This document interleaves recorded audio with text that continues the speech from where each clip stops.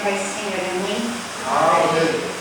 Primeiro de tudo, eu gostaria de pedir para o meu digníssimo olhar o nosso filhote lá fora.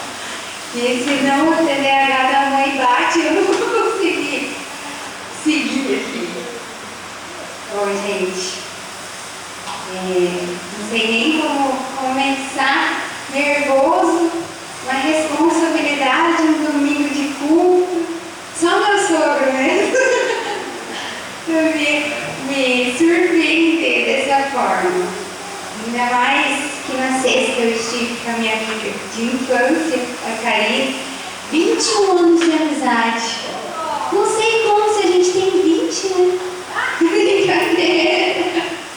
Uns 20 e poucos anos, mas é amiga de infância. E quando eu convidei ela para vir na sexta, eu nunca imaginei que eu estaria aqui contigo. Meu Deus, que responsabilidade. Mas vamos lá. É uma palavra que Deus colocou em meu coração para nos fazer lembrar, na verdade, para nós que estamos na caminhada com Cristo há um tempo, uma coisa que às vezes a gente acaba no dia a dia esquecendo. Então eu quero ler em 1 João, no capítulo 3, versículo 1. E para não delongar, eu já vou ler aqui. A palavra de Deus em 1 João capítulo 3, 1 diz assim: Vejam como é grande o amor do Pai por nós. O seu amor é tão grande que somos chamados de filhos de Deus. E somos de fato seus filhos. É por isso que o mundo não nos conhece, pois não conheceu a Deus. Amém.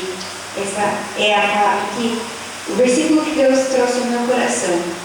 E como uma porção, eu queria dizer que no mundo, ainda mais, a Bíblia fala, né, que nós seríamos cercados por uma nuvem de testemunhas, que estariam a todo tempo nos olhando e prontos a apontar, a julgar. Você caiu aqui, você falhou nisso, você fez aquilo, você não é digno.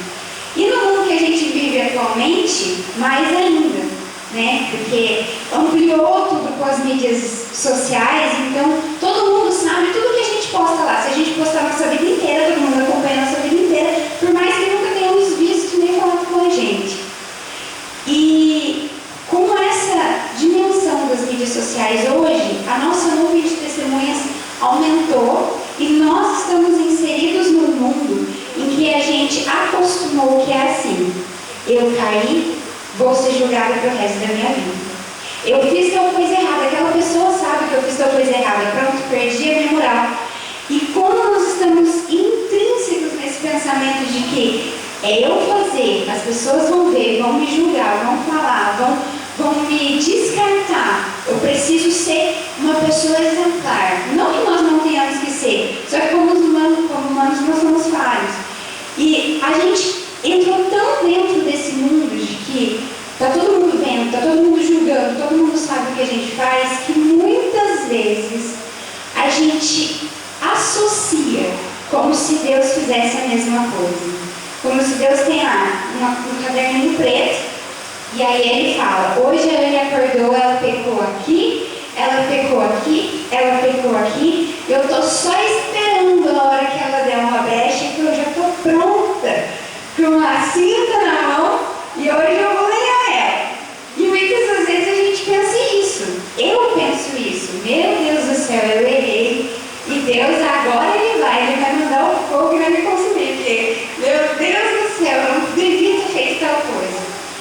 E é exatamente isso que esse versículo nos traz, que Deus, ele não é esse, Deus é fogo consumidor, mas ele não é um Deus ruim, que vai estar lá para te julgar a cada momento do seu dia, cada hora do seu dia. Ele é um pai, e a paternidade, assim como eu e o Ju temos vivido há menos de 2 anos, ela nos mostra que um momento de exortação em cima do Arthur não diminui o amor que a gente sente por ele. É muito o contrário. Se a gente fala para ele: desce porque você vai cair, eu acabei de viver isso lá fora, não vai aí que você vai cair. Voltou, não estou sangrando. Mas assim, isso não vai fazer com que eu fale: tá vendo? Por isso, eu falo, agora você vai apanhar. Não, nós estamos nos exortando porque nós amamos profundamente com toda a nossa alma o Arthur. E é isso que a Bíblia também nos fala, porque nós, se somos ruins e sabemos ter coisas boas dos nossos filhos, quem dirá Deus, que nos tem como filhos, que nos tem por pai? E é assim que Deus nos enxerga, seus filhos. A Bíblia diz que os filhos são herança do Senhor. Então é assim que nós devemos muitas vezes nos enxergar. Meu Deus, eu errei, eu pequei, eu não deveria ter feito, eu estou toda suja, eu estou toda lenhada. Mas Deus vai estar lá pronto a te ouvir, pronto a te abraçar, pronto a te exortar, porque Ele te ama. E não porque Ele quer ver você mesmo, vai mesmo te castigar. Deus, Ele está com o coração aberto, com os braços abertos, sempre a nos receber. Porque a palavra de Deus também diz que aquele que vem a Ele, de maneira alguma Ele lançará fora. De maneira alguma, sabe como é grande isso? Como é importante, muitas vezes a gente acaba se esquecendo, mas refletir que Deus, Ele nos ama e Ele nos tem por filhos, por herança, é uma coisa preciosa. Tão preciosa que Ele enviou o único filho que Ele tinha para morrer em nosso lugar. Porque Ele amou a gente de maneira tão absurda. Tem muitos pais aqui que têm os seus filhos, pais, mães. Se ainda não são pais ou mães, tem sobrinho, tem irmãos.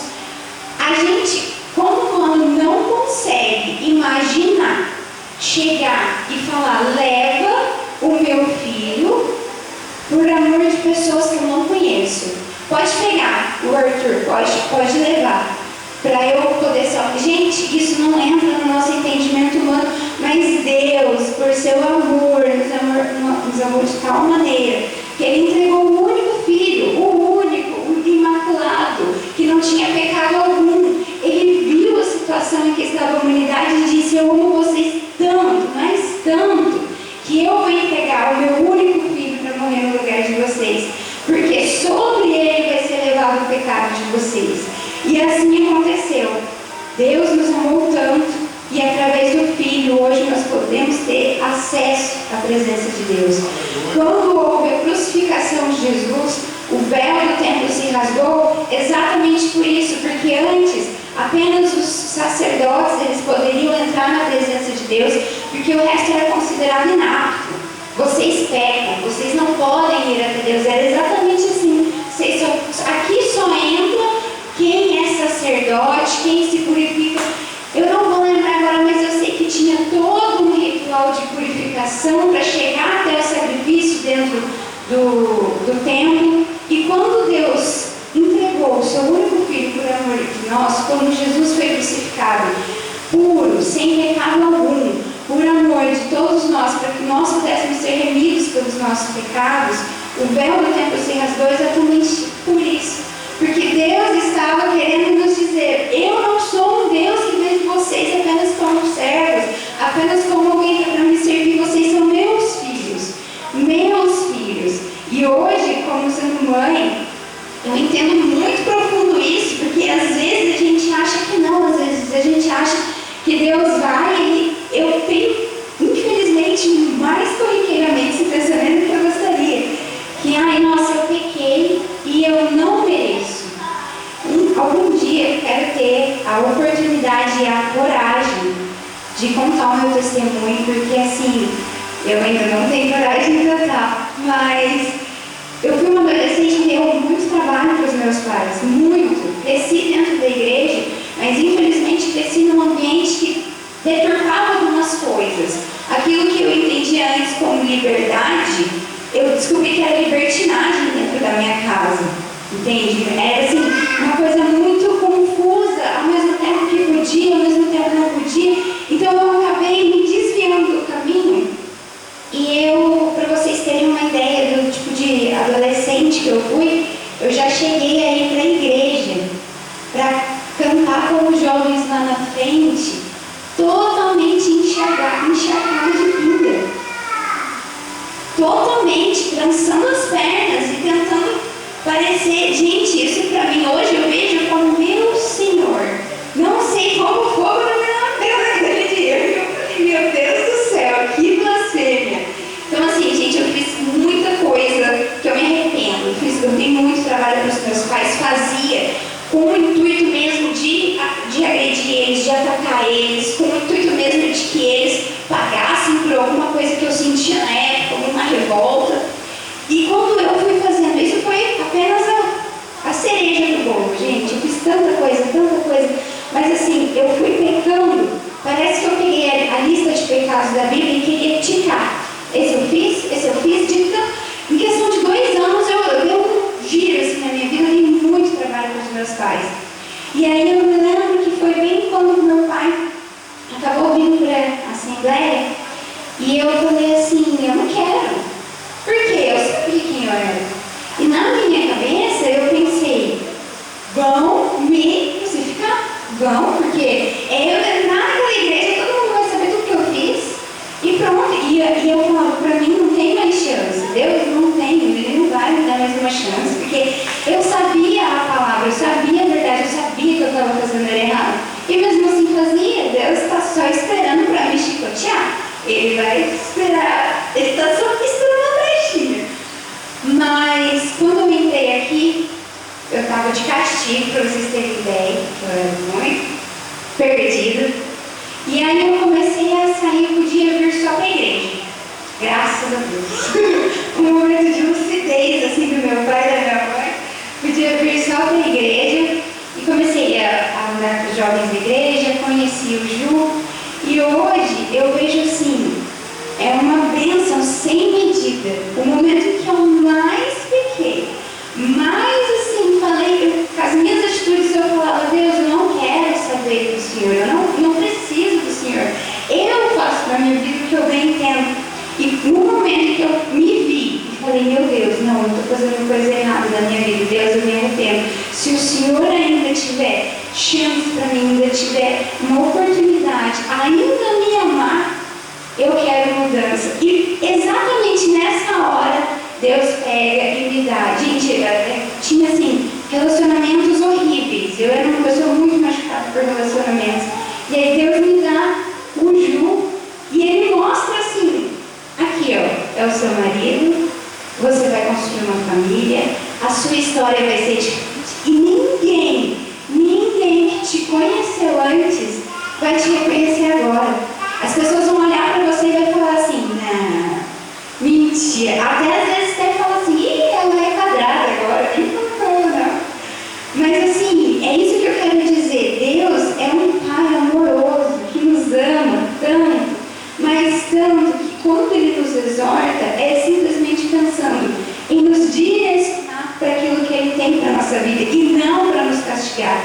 Então, se às vezes você está aqui pensando, Deus, mas eu murmurei demais, para mim já não dá mais certo, mas Deus, eu pequei tudo que eu tinha para pecar, o Senhor já nem liga para mim. Eu quero dizer que Deus te vê como filho, como filha, como herança dele, e Ele te ama incondicionalmente, e está pronto a te receber de volta, de braços abertos, a te amar, a te exortar para os caminhos que Ele tem para a sua vida, para as bênçãos que Ele tem para a sua vida, e não são por nossas obras, que às vezes pode ficar meio duvidoso, assim, então quer dizer que eu posso viver pecando. Não.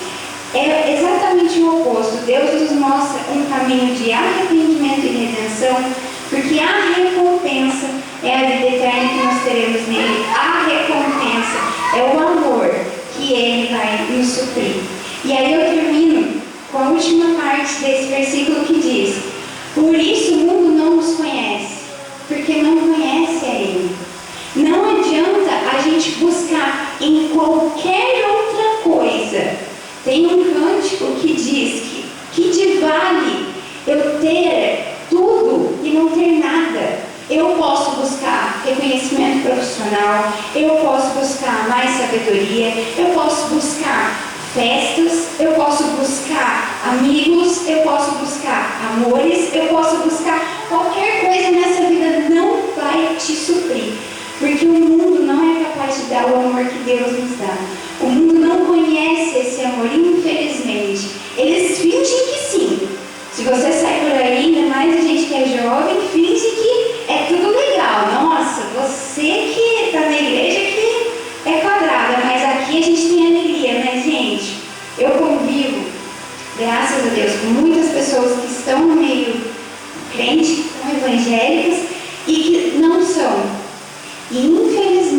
hoje, muitas, se não toda semana ou todo mês, pelo menos uma das pessoas que não estão, vem para mim falar que não querem mais seguir, que a vida está triste, que não tem solução, que não quero conversar hoje que eu estou mal, porque eu sei que a alegria, o amor que eles encontram no mundo é passageiro, não é verdadeiro, porque o mundo não pode nos oferecer aquilo que só Deus tem para nos oferecer como Pai.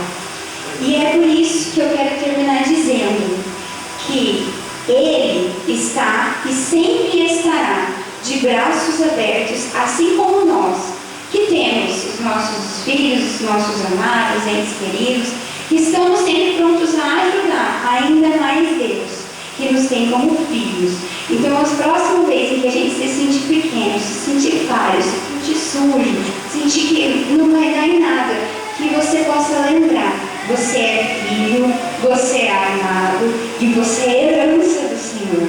E não existe nada, nem ninguém que pode tirar de você esse amor, essa herança, esse título. Por mais que alguém possa dizer que você é o contrário, você tem que repreender essa pessoa e repetir para você mesma: eu sou filha, eu sou amada e eu sou herança do Senhor. E é assim que eu quero deixar essa reflexão e agradeço a oportunidade. Em nome de Jesus.